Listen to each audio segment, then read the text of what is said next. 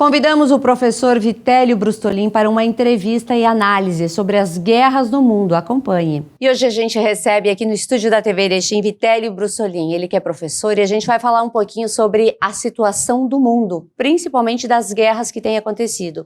Vitélio, bem-vindo novamente à TV Erechim. Obrigado, Sandra. Obrigado pelo convite e boa noite a todos. Há um bom tempo a gente tem ouvido falar muito em guerra. Como é que começou essas guerras? A gente pode fazer aí um apanhado dessas guerras que têm acontecido nos últimos anos? Vamos começar pela Ucrânia. A Ucrânia começa saindo da União Soviética em 1991.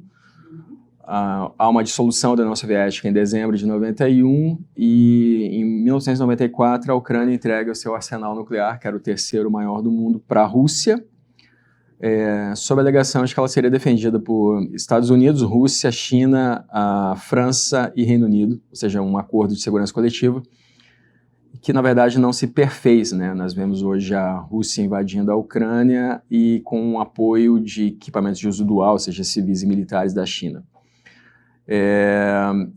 Um presidente pró-Rússia foi eleito na Ucrânia em 2010, o Yanukovych, e ele começou a negociar um acordo de comércio com a União Europeia. Era só um acordo de comércio, não era para entrar na União Europeia. Não se falava em OTAN nesse momento. Em 2008, a OTAN até aventou que a Ucrânia e a Geórgia entrassem para a organização, mas aí a Rússia invadiu a Geórgia, invadiu a Abkhazia e a Ossétia do Sul na Geórgia, então o projeto da Ucrânia entrar para a OTAN foi engavetado. Então, durante 3 anos, o Yanukovych ficou negociando um acordo com a União Europeia, ele era favorável a esse acordo, e aí um dia o Putin ligou para ele e disse para ele não fazer o acordo, que senão a Rússia iria revidar, iria retalhar a Ucrânia. Então, o Yanukovych sai do acordo em janeiro de 2013 e isso gera um protesto que leva 700 mil pessoas às ruas. São os protestos da Praça Maidan. Isso culmina na queda do Yanukovych em março de 14, na fuga dele para a Rússia, levando $1 bilhão, e na ocupação russa da Crimeia. A partir desse momento, a Ucrânia, então, coloca na Constituição a sua intenção de entrar para a União Europeia e para a OTAN. Essa Constituição é votada e aprovada, e ela entra em vigor 3 meses antes da posse do Zelensky. Então, quando o Zelensky, presidente da Ucrânia, toma posse, essa Constituição já está mudada. É a invasão russa da Crimeia que desperta um sentimento nacionalista dentro da Ucrânia e grupos como o Batalhão Azov, que é acusado de ser ultra-radical, ultra-direita, que tem símbolos nazistas em alguns de seus membros, mas que também tem uma influência de grupos neonazistas na Rússia, como o Ruski Obraz, por exemplo, que foi apoiado pelo Putin desde 2010, ou o próprio Grupo Wagner, que tem esse nome, inclusive, porque o fundador do Grupo Wagner sabia que o compositor favorito do Hitler era Wagner, então deu esse nome para o grupo pró-russo. Então nós vemos uma influência neonazista dos dois lados da fronteira, uma coisa que também se espalha pelo resto da Europa, inclusive no Brasil, onde esses grupos cresceram 10.000% nos últimos 3 anos. Então, dito isso, existe uma questão que é uma propaganda de guerra de que seria pela expansão da OTAN. A OTAN realmente expandiu. Houve um pacto feito em 1990 pelo Baker, que era secretário dos Estados Unidos, e o Gorbachev, de que a OTAN não iria se expandir para além da Alemanha oriental, né? Então, era a reunificação das Alemanhas, isso nunca virou um tratado escrito. Então, quando Putin alega que é pela expansão da OTAN, as pessoas devem saber que a Ucrânia não poderia ingressar na OTAN desde 2014, porque ela tem uma guerra em curso na Crimeia e no Donbass, Donetsk e Luhansk, e a OTAN não pode aceitar países em guerra. Então, isso é uma propaganda de guerra. Então, a Ucrânia não poderia ter ingressado em 2014, assim como não pode ingressar agora. Não está sendo autorizada a ingressar, ela está em guerra. Então, essas aqui são as razões da guerra na Ucrânia. Agora, a guerra em Israel é muito mais complexa. Eu vou resumir o cenário atual dizendo que, nós falamos isso na última vez que eu vim aqui à TV Erechim, a guerra em Israel ela começa num contexto da segunda destruição do templo, no segundo templo, em Israel, 70 depois de Cristo. Os judeus se espalham pelo mundo. Se passam 1.900 anos. Alguns judeus continuam naquela região onde hoje é Israel, Ali também é habitado pelos palestinos, por diversos grupos árabes. Tem um teste de DNA de 2020 que demonstra que o DNA dos cananeus, que era o povo que vivia naquela região quando os judeus chegaram, milênios antes de Cristo, hoje está espalhado por toda aquela região, em Israel, na Palestina, no Líbano. Então, todos eles têm uma herança genética relacionada com a região. Mas, para resumir bastante, em 1948, a ONU decide que, por conta, especialmente do genocídio nazista na Segunda Guerra, poderia ser recriado, criado, de fato, o Estado de Israel, né, em termos modernos. Isso foi presidido por um diplomata brasileiro, Oswaldo Aranha, na Assembleia Geral da ONU. Então, em 1948, o Reino Unido, que ocupava aquela região, se retira. Israel declara a fundação de seu Estado e imediatamente começa a Primeira Guerra Árabe-Israelense. Essa guerra depois vai ter outras sequências, então a gente vai ter, para citar apenas algumas, a Guerra dos 6 Dias, em 1967, a Guerra do Yom Kippur, em 1973. Finalmente, depois de muitas tratativas, tem os acordos de Camp David, no qual o Egito reconhece Israel, e depois de Oslo, no qual a Jordânia também reconhece. E mais recentemente, os acordos de Abraão, que têm sido negociados para que outros países da região, então Emirados Árabes Unidos, Arábia Saudita, Bahrein, Sudão, dentre outros, também reconheçam Israel. Tudo isso, para resumir, é um conflito muito antigo, que se intensificou com o ataque do Hamas, que é um grupo terrorista, em 7 de outubro de 2023 contra Israel, que matou 1.200 israelenses e fez 250 reféns. Isso por si só é um crime de guerra. E depois disso nós temos grupos alimentados pelo Irã, que é um dos membros da ONU, é um país soberano, mas que usa o terrorismo internacional como instrumento de política externa. Então o Hezbollah, o próprio Hamas, os Houthis no Iêmen, a Jihad Islâmica na Palestina, o próprio regime do Bashar al-Assad, que caiu recentemente, era financiado também pelo Irã e mantido pela Guarda Revolucionária Iraniana.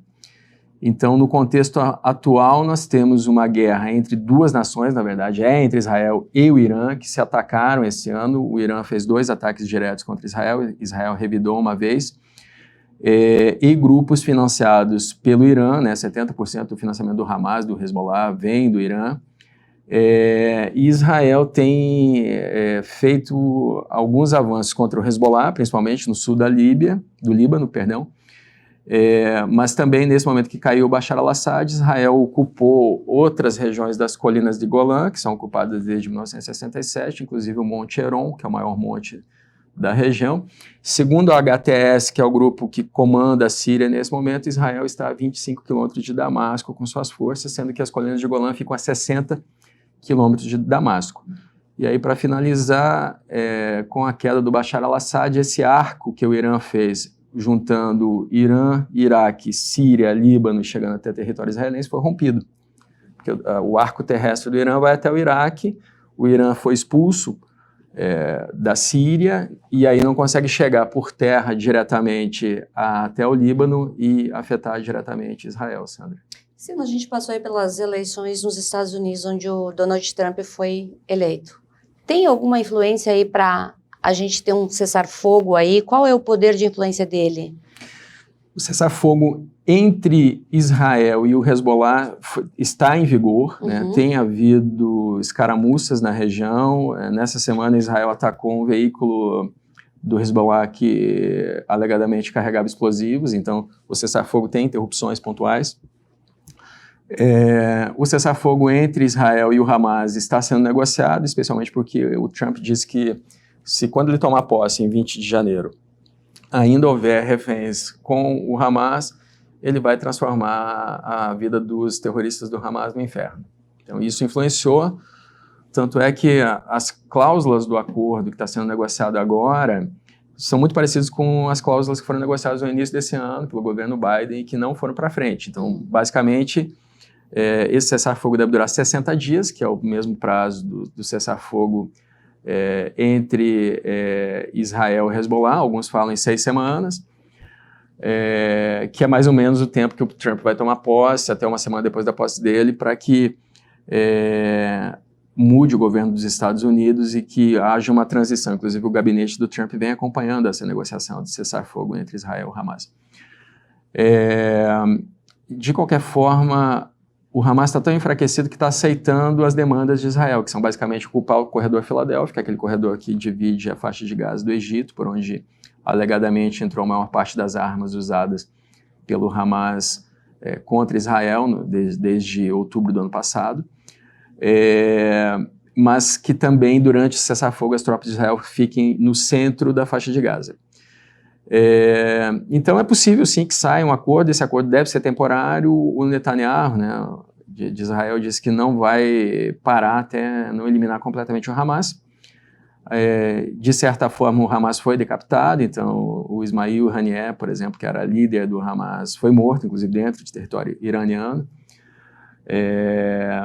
E outras lideranças do Hamas foram sendo eliminadas por Israel.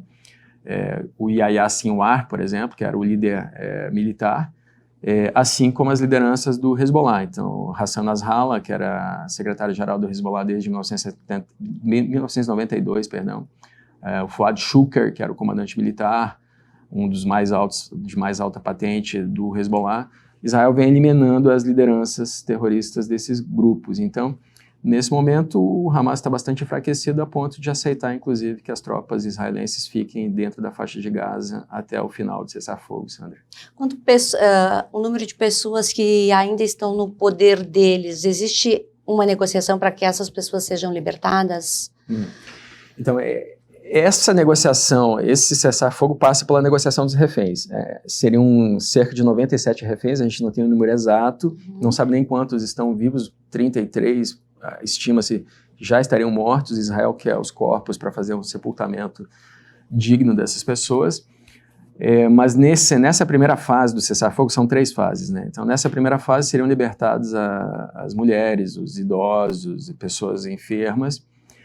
Aí, numa segunda fase, com a retirada total de Israel da faixa de Gaza, seriam libertados os homens e também os soldados em poder do Hamas. Lembrando que, em troca desses reféns, Israel também deve libertar prisioneiros do Hamas que estão em poder de Israel. E na terceira fase se pensa na reconstrução da faixa de Gaza. Então, seriam 3 fases principais, muito esboçadas, assim, não há detalhes que a gente possa entrar, não se sabe exatamente o número, por exemplo, de reféns que seriam libertados na primeira e na segunda fase, o número exato.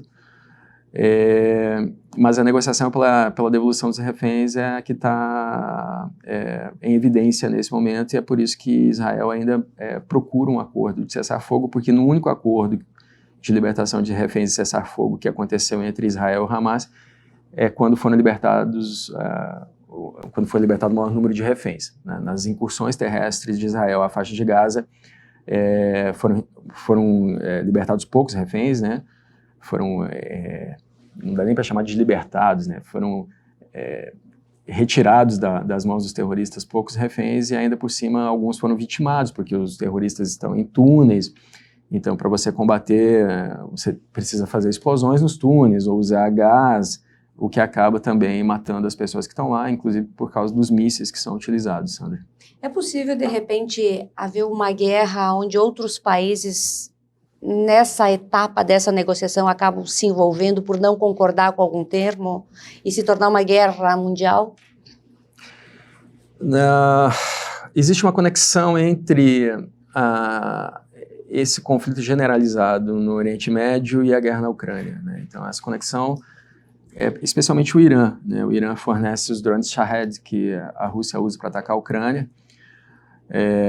O Irã, segundo a Agência Internacional de Energia Atômica, esse informe faz aí 10 dias que foi divulgado, e já tem urânio enriquecido o suficiente para fazer 4 ogivas nucleares.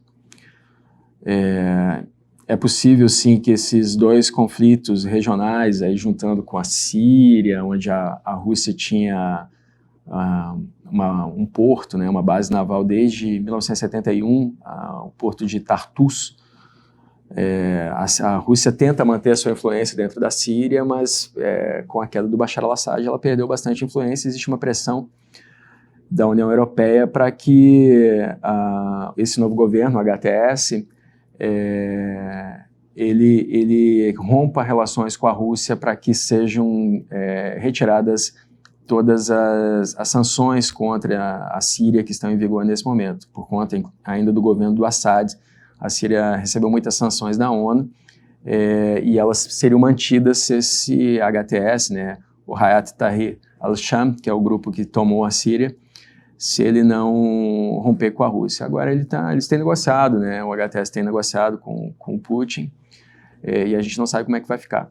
De qualquer forma, são conflitos regionais que já começam a se expandir. Por exemplo, na guerra da Ucrânia, tem soldados da Coreia do Norte. Então, são cerca de 11 mil soldados nesse momento que estão atuando ao lado das tropas russas em Kursk, que é uma região que a Ucrânia invadiu em agosto, né, para tentar uma negociação melhor em termos da invasão dos russos, né, em Donetsk, Luhansk, Zaporizhzhia e Kherson, que são as regiões que a Rússia invadiu desde fevereiro de 2022. Então, esses soldados norte-coreanos estão num contexto de uma guerra no centro da Europa, nesse momento, né? Então, já existe um alargamento dessas guerras, e aqui, para quem nos assiste, é interessante que a gente pense nisso, porque a Segunda Guerra, por exemplo, ela não começa como uma grande guerra mundial, ela começa com a Alemanha nazista projetando poder sobre a Europa, e depois se voltando contra o Stalin, né? Havia um acordo entre o Hitler e o Stalin para dividir a Polônia. O Hitler trai o Stalin em 1941 e começa a marchar sobre a União Soviética. Nós temos o Japão Imperial projetando poder sobre a Ásia continental, especialmente sobre a China, e nós temos uma Itália projetando poder sobre o Mar Mediterrâneo, e especialmente a Etiópia. E num dado momento, os três percebem que eles têm interesses em comuns. Então, o Japão Imperial, com o Mussolini italiano, com o Hitler nazista, se unem e formam um eixo que acaba gerando uma guerra mundial, porque envolve todas as regiões. Depois os Estados Unidos vão ser atacados em Pearl Harbor, acabam entrando na guerra. Quem ataca os Estados Unidos é o Japão. E nesse momento nós vemos um cenário de Guerra Fria. Então, nós temos essa formação, a Rússia apoiada pela Coreia do Norte, com um parceiro sênior que é a China, entregando para a Rússia equipamentos de uso dual, que são tanto civis quanto militares, colocando mais de 1.000 empresas dentro da Rússia, porque muitas empresas se retiraram da Rússia por conta das sanções. Você tem o Irã. Em 2023, a China fez uma aproximação do Irã com a Arábia Saudita, teve um acordo diplomático ali. E mais próximo aqui do Brasil nós temos a Venezuela, que recebe armamento chinês e russo, né? Então a Venezuela tem, por exemplo, caças Sukhoi Su-30, são 24, 12 estão operacionais. A Venezuela tem sistema de defesa antiaérea S-300, que é o mesmo sistema que a Ucrânia usava no início da guerra contra a Rússia, e que o Brasil não tem. O Brasil tem defesa antiaérea de baixa altura e de média altura, não tem de alta altura, que é esse S-300, então eles têm uma defesa antiaérea melhor que a do Brasil. E a Venezuela tem uma fronteira de 2.200 quilômetros com o Brasil, e para invadir a Guiana, que é o que o Maduro vem ameaçando fazer, tem que passar por território brasileiro. Então, é um contexto ainda de Guerra Fria, de Segunda Guerra Fria, como a gente tem chamado na academia, que se nós tivermos muita sorte ela não esquentar, ela não se transforma numa terceira guerra mundial, mas temos o risco. A gente tem ouvido falar muito de mulheres indo para as Forças Armadas. Esses países já utilizam mulheres? Como é que eles montam os seus pelotões?